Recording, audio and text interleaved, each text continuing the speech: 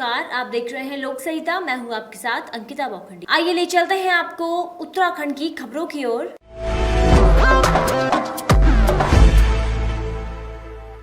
देर रात हुई मामूली बारिश के बाद नगरपालिका द्वारा साफ सफाई के लिए अनुबंधित की गई केपीएस एनवायरमेंट कंपनी की पोल खुल गई, जहां बुध बाजार सब्जी मंडी में केपीएस कंपनी ने अपने जैविक खाद बनाने के बॉक्स लगाए हुए हैं। उन्हीं बॉक्स में से कीड़े निकलकर सब्जियों तक पहुंच गए तथा बुध बाजार क्षेत्र के आसपास के लोगों तथा व्यापारियों ने हंगामा किया। विरोध करने पर कंपनी का कोई भी कर्मचारी मौके पर अब तक नहीं पहुँच पाया है। वहीं रेड क्रॉस सोसाइटी के कोषाध्यक्ष राकेश कंबोज ने कहा कि पूर्व में भी केवीएस कंपनी को कई बार साफ सफाई पर ध्यान देने के लिए कहा गया, लेकिन केपीएस कंपनी और कोई काम नहीं करती। आज तो उस समय हद ही हो गई जब बिलबिलाते हुए कीड़े सब्जी के अंदर तक पहुंच गए, लेकिन अब तक कंपनी का कोई भी कर्मचारी इस जगह पर नहीं आया है। अभी ये आगे जाके मैंने गंदगी देखी और मैंने एनडी तिवारी जी को फ़ोन किया है। उन्होंने ये कहा कि मैं अभी ब्लीचिंग पाउडर ला के छिड़कवा रहा हूँ, लेकिन ये साफ़ सफाई का जिम्मेदारी इन्हीं की रहती है। और इनको मैंने पहले भी एक दो बार फ़ोन कर चुका हूँ, लेकिन सिर्फ फॉर्मेलिटी के लिए यहाँ आते हैं, अपना काम करके निपट जाते हैं। इन्होंने यहाँ जो अनावश्यक रूप से यहाँ गंदगी फैला रखी है, ये इनका कहना है कि हम यहाँ जैविक खाद बनाते हैं, लेकिन ये जैविक खाद बनाने की जगह नहीं है। यहाँ सारा पूरा बाजार लगता है, सब्जी बाजार लगता है। सारे जो कीड़े वहाँ के रेंगते हुए वहाँ सब्जी के अंदर पहुँच रहे हैं और वही लोगों के घर जा रहे हैं। गदरपुर से डीके सरकार की रिपोर्ट।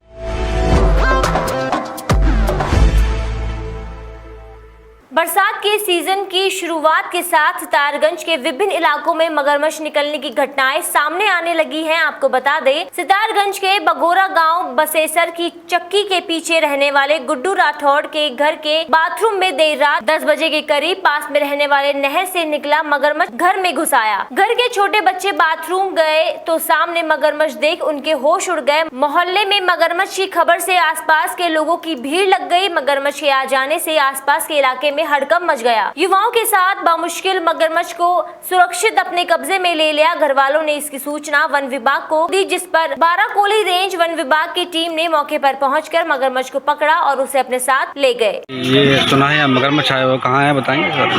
हाँ जी, हम लोग अभी बाहर जा रहे थे तो देखा यहाँ पे एकदम से आवाज़ आई। हमें देखा था मगरमच्छ था, बहुत मोटा था और अंदर बंद कर रखा है फिलहाल। उसे जंगलात की टीम ने फ़ोन कर दिया है। टीम अभी पहुंची नहीं है, मुझे पहुंची नहीं है, बहुत देर हो गई, 2-2.5 घंटे हो गए फ़ोन किए हुए। तो ये जो है बगल में कोई तालाब है या नदी है, क्या है, कैसे आया मगरमच्छ? हमारे यहाँ नहर है छोटी सी और रास्ता उधर बड़ा गंदा है, रोड का भी खड्डे खुड्डे हैं। पता नहीं परली पार से खेतों में से खड्डे में होकर शायद आया हो या नहर में उसका आया हो, उसका कंफर्म नहीं है, लेकिन बड़ा अंधेरा सा है और रोड बड़ी गंदी सी है। तो सकता है इधर से चढ़ के आ गया रोड से।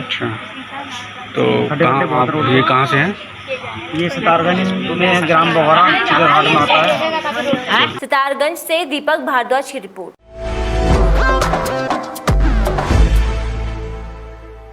उत्तराखंड में 2022 विधानसभा चुनाव को लेकर अभी से आम आदमी पार्टी ने कमर कस ली है। आपको बताते चले, नानकमता विधानसभा प्रभारी बिशन दत्त जोशी ने बताया, कार्यकर्ताओं की एक बैठक की गई। बैठक में नानकमता विधानसभा के पदाधिकारियों की उपस्थिति हमें विधानसभा की सभी 142 बूथों पर पार्टी का संगठन खड़ा करने की तैयारी पर चर्चा की। नानकमता विधानसभा में 142 बूथों पर अध्यक्ष व 1420 यूथ सदस्य बनाए जा रहे हैं। प्रदेश प्रभारी दिनेश मोहनिया का कार्यकर्ताओं ने मार्गदर्शन किया। नानकमता विधानसभा प्रभारी बिशन दत्त जोशी ने कहा, उत्तराखंड में दिल्ली की तर्ज पर कार्य किया जाएगा। नानकमता विधानसभा कार्यकर्ताओं की एक बैठक ली गई। इस मीटिंग में बताया, हम सभी लोग मिलकर आम आदमी पार्टी के कार्यकर्ता का संगठन खड़ा करने जा रहे हैं। हम लोगों को उत्तराखंड के अंदर आम आदमी पार्टी की सरकार बनानी है। नानकमता विधानसभा की टीम एक नए मना आयोग से पूरे विधानसभा में लगेगी और इस बार हम लोग नानकमता विधानसभा में एक नया इतिहास रचेंगे। आम आदमी पार्टी नानकमता विधानसभा के कार्यकर्ताओं की एक मीटिंग ली थी और इस मीटिंग में हम लोग जो है नानकमता विधानसभा के 142 बूथों में पार्टी का संगठन खड़े करने जा रहे हैं और 142 बूथों में जो है हम लोग हर बूथ पे एक बूथ अध्यक्ष और 10 बूथ के उसके मेंबर बना रहे हैं। ये पूरा मिशन 2022 की तैयारी चल रही है और इस बार जो है हम लोगों को उत्तराखंड के अंदर आम आदमी पार्टी की सरकार बनानी है और इसी क्रम में ये सारा कुछ हो रहा है। प्रदेश प्रभारी श्री दिनेश मोहनिया जी आए हुए थे और साथ में हमारे प्रदेश के अध्यक्ष जी थे और बाकी तमाम जो है प्रदेश स्तरीय पदाधिकारी थे आज मीटिंग में मौजूद और हमें बहुत अच्छा जो है मार्गदर्शन मिला है हमारे प्रदेश प्रभारी जी का, और वो एक नई ऊर्जा का संचार हम लोगों के अंदर करके गए हैं। और मुझे उम्मीद है कि हमारी सारी टीम, पूरे नानकवत्ता विधानसभा की टीम एक नए मनोयोग से जो है पूरे विधानसभा में लगेगी, और इस बार हम नानकवत्ता विधानसभा में एक नया इतिहास रचेंगे। सितारगंज से दीपक भारद्वाज की रिपोर्ट।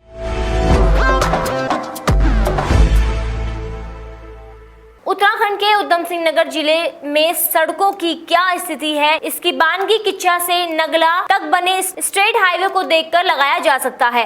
आलम यह है कि सड़कें गड्ढे में तब्दील हो चुकी हैं। आए दिन गड्ढों की वजह से कई हादसे हो रहे हैं, लेकिन जिम्मेदार विभाग और अधिकारी इस ओर ध्यान ही नहीं दे रहे हैं, जिसका खामियाजा सड़क से आवाजाही करने वाले लोगों को भुगतना पड़ रहा है। दरअसल राष्ट्रीय मार्ग 87 को जोड़ने वाली किच्छा नगला सड़क बदहाल स्थिति में है। करीब 15 किलोमीटर के इस मार्ग पर इतने गड्ढे बन चुके हैं जो लगातार हादसों को दावत दे रहे हैं। ये सड़क किच्छा को नैनीताल से जोड़ती है। सूबे में मानसून दस्तक दे चुका है, जिससे प्रदेश के कई हिस्सों में बारिश हो रही है। ऐसे में सड़क पर बने गड्ढे तालाब में तब्दील हो रहे हैं और जलभराव भी हो रहा है। लोगों का कहना है कि बरसात के मौसम में तो काफी दिक्कतों का सामना करना पड़ता है। दोपहिया वाहन चालक और पैदल सफर करने वाले लोग अक्सर गिरकर चोटिल हो जाते हैं। साथ ही उन्होंने कहा कि वे कई बार अधिकारियों और जनप्रतिनिधियों को समस्या से अवगत करा चुके हैं। उधम सिंह नगर से मोहम्मद यासिन की रिपोर्ट।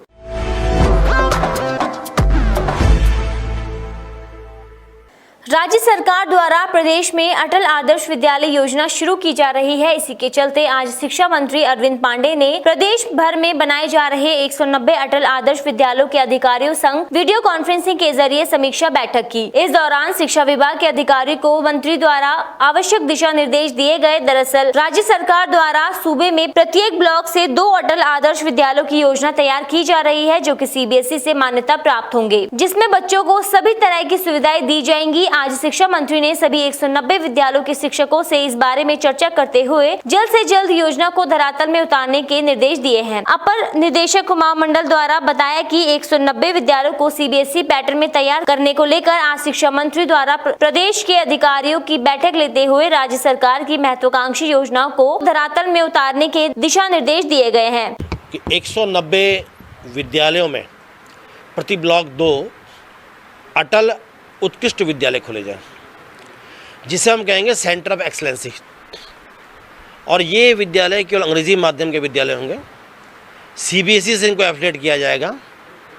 तो गवर्नमेंट ये सोच रही है कि जो विद्यालय ऑलरेडी इस समय हमारे पास हैं, जिनमें टीचर्स पूरे हैं, जिनमें अवस्थापना सुविधाएं पूरी हैं, वर्चुअल क्लासरूम्स उसमें चल रहे हैं, कंप्यूटर एजुकेशन उसमें हो सकती है, तो उनको हम लें, जिससे कि और जो चीज़ वहाँ पर नहीं है उसको प्रदेश सरकार उसके लिए योजनाबद्ध तरीके से उसको करने का प्रयास करेगी। उधम सिंह नगर से मोहम्मद यासिन की रिपोर्ट। खबरों का सिलसिला आगे भी जारी रहेगा। तब तक स्वस्थ रहिए, सुरक्षित रहिए, देखते रहिए लोक संहिता। नमस्कार।